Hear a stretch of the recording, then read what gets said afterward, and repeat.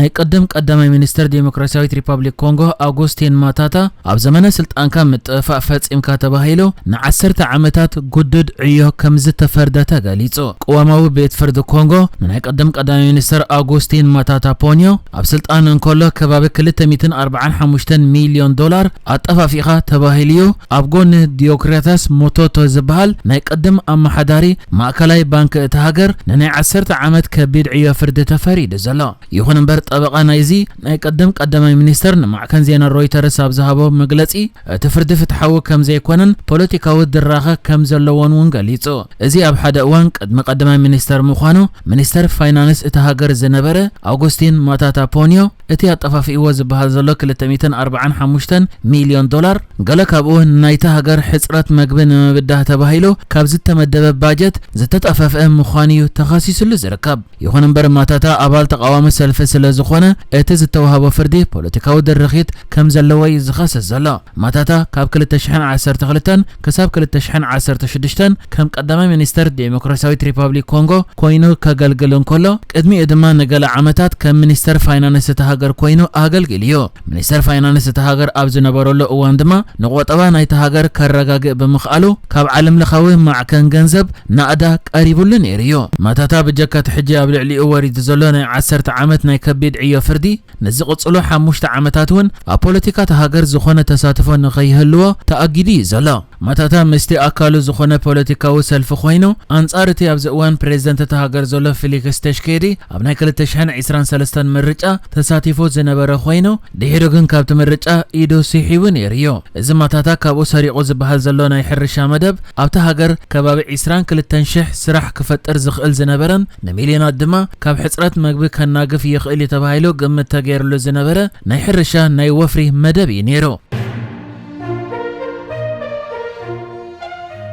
ኤርትራን ኢትዮጵያን ዝርከበን 7 ናይ ኣፍሪቃ ሃገራት ምስ ውድብ ጥዕና ዓለም ኮይነን ነቲ እናገደደ ዝመጽእ ዘሎ ንናይ ሕማም ዓሶ ፈውሲ ዝጻወር ዓይነት ዓሶ ንምክልኻል ጻዕርታት ክግበር ጻውዒት ኣቕሪበን። ኣብቲ ቀሪቡ ዘሎ ጻውዒት ድማ እዚ ንናይ ሕማም ዓሶ ኣፋውስ ዝጻወር ዓይነት ዓሶ ነቲ ኣብ ኣፍሪቃ ድሕሪ ነዊሕ ዓመታት ዝተበጽሐ ናብ ምክልኻል ዓሶ ዘተኮረ ምዕባለታት ንድሕሪት ዝመልስ ተባሂሉ ኣብቲ ብሩዋንዳ ተመሪሑ ዝተኻየደ መበል 78 ዋዕላ ውድብ ጥዕና ዓለም እተን ነዚ ጻውዒት ዘቕረበ ሃገራት እቲ ንሕማም ዓሶ ዝከላኸል ፈውሲ ዝጻወር ዓይነት ዓሶ ዝረኣየለን ዘለዋ ሃገራት ኮይነን እዘን ሃገራት ከዓ ኤርትራ፣ ኢትዮጵያ፣ ናሚብያ፣ ደቡብ ሱዳን፣ ኡጋንዳ፣ ታንዛንያ፣ ዛምቢያን እየን። ንሕማም ዓሶ ንዝሕክም ኣፋውስ ዝጻወር ዓይነት ዓሶ ኣብዚ እዋን ሓያል ብድሆ እንዳኾነ ዝመጽእ ዘሎ ጉዳይ ኮይኑ እዚ ዓይነት ዓሶ ከዓ ኣብታ 95% ኣብ ዓለም ዝረአ ዓሶ ዝረኣየላ ኣህጉር ኣፍሪቃ የጋጥም ዘሎ ብምዃኑ ኣመና ኣሰካፊ ኮይኑ ከም ዘሎ ይግለጽ። ድሮ ኤርትራ፣ ሩዋንዳ፣ ኡጋንዳን ታንዛንያን ንሕማም ዓሶ ንዝከላኸል ፈውሲ ዝጻወር ዓይነት ዓሶ ከም ዝተረኣየለን ንውድብ ጥዕና ዓለም ዘፍለጣ ኮይነን እቲ ኣብዘን ሃገራት ከም ዝተረኣየ እዘን ሃገራት ንውድብ ጥዕና ዓለም ኣፍሊጠናሉ ዘለዋ ዓይነት ዓሶ ድማ ነቲ ኣርተሚሲኒን ዝበሃል ናይ ዓሶ ፈውሲ ዝጻወር ምዃኑ ተገሊጹሎ። ብጀካ እዘን 4 ሃገራት እውን ወላው ንውድብ ጥዕና ዓለም ሓበሬታ እንተዘይሃባ ኢትዮጵያን ዛምቢያን እውን እዚ ዓይነት ዓሶ ከም ዝተረኣየለን ይግለጻሎ። መሰረት ዘሎ ሓበሬታ ድማ ከምዚ ዓይነት ዓሶ ክርአ ክኢሉ ዘሎ ብሉጽነት ናይቲ ዝወሃብ ዓይነት መድሃኒት ከምኡ ድማ ሕሙማት ዝተዋሃቦም ኣፋውስ ስለዘይውድኡ ይርአ ከም ዘሎ ይዝግለጽ። ኣብ ኣርተሚሲኒን ተመርኪሶም ዝተሰርሑ ኣፋውስ ዓሶ ድማ ሙሉእ በሙሉእ ዝጻወሮም ዓይነት ዓሶ መጺኡ ስርሖም እንድሕር ኣቋሪጾም እቲ ከጋጥም ዝኽእል ኩነታት ቀታሊ ክኸውን ከም ዝኽእልን ውድብ ጥዕና ዓለም ኣጠንቂቑሎ። ነዚ ከቢድ ብድሆ ንምቅጣሚ ከዓ ኤርትራ፣ ኢትዮጵያ፣ ናሚብያ፣ ደቡብ ሱዳን፣ ኡጋንዳ፣ ታንዛንያን፣ ዛምቢያን ማሕበረሰብ ዓለም ነዚ ፈውሲ ዓሶ ዝጻወር ሓድሽ ዓይነት ዓሶ ንምክልኻል ክሰርሕ ጻውዒት ኣቕሪበን ዘለዋ። መሰረት ውድብ ጥዕና ዓለም ነዚ ሓድሽ ዓይነት ዓሶ ንምክልኻል ተባሂሉ ዝስራሕ ኣፋውስ ኣብ መስርሕ ከም ዘሎን ክሳብ 2027 ድማ ሙሉእ በሙሉእ ኣብ ጥቕሚ ክውዕል ከም ዝኽእል ይገለጽ። ፕሬዝደንት ልኡላዊ ቤት ምኽሪ ሱዳን ጀነራል ዓብዱልፈታሕ አልቡርሃን ቅድሚ ሕጂ ኣብ ውድብ ሕብረት ሃገራት ንዝሰርሕ ዝነበረ ዶክተር ካሚል ኢድሪስ ከም ቀዳማይ ሚኒስተር ምሻሙ ሕብረት ኣፍሪቃ ነቲ ውሳነ ብሓጎስ ከም ዝተቐበሎ ገሊጹ።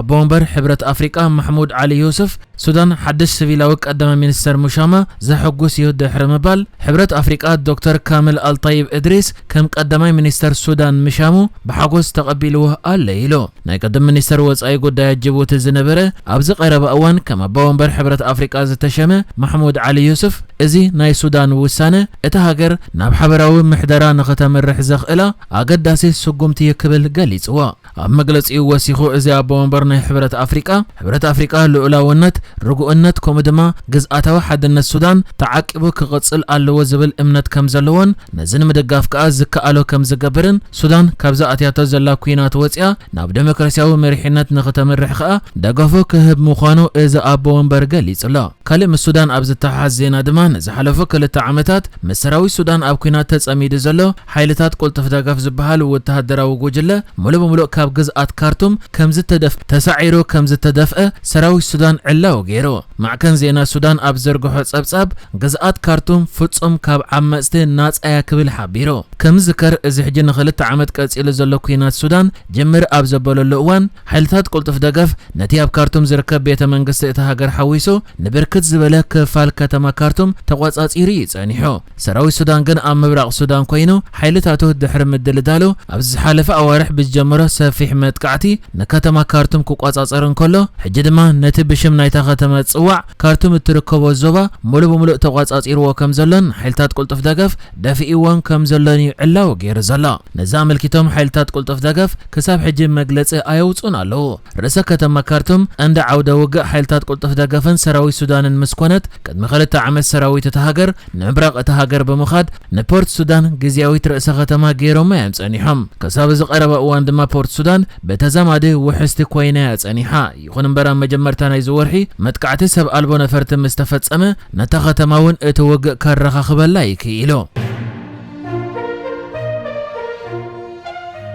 مرحتي هاجرات تشاينا فرنسا بحرين فاتيكان أوستريا كوريان بمخنيات مبل 34 صنبل ناصنات إيرترا ناب إيرترا نينكو حقوسكمن يوهانان ملእኽቲ كم سددو تغاليصو نزا ملكتو منستر زينا إيرترا زرغحو أبزلو حبريتا بريزيدنت هاجر تشاينا شي جينبين نغوس هاجر بحرين حمد بن عيسى بن سلمان الخليفة مرحي فاتيكان رئيس ليقان ጳጳሳት كاثوليكاويت بيت كريستيان بوب ليو 14 بريزيدنت هاجر فرنسا ايمانويل ماكرون بريزيدنت أوستريا ألكسندر فاندر بيلن غزياو بريزيدنت كوريا لي جوهو ابت سددو ملእኽቲ بمخنيات مبل 34 معلت ناصنات إيرترا سناي تمنيتم كم زغلصون زمدناتات هاجروم مس إيرترا دما نمدلدالن نمعبالن كسرحو زلوم دلونات كم زرغاغصون تغليصو نحجز تدالو زيناتات ازينيرو بكالك سب نرغب سلام نعخم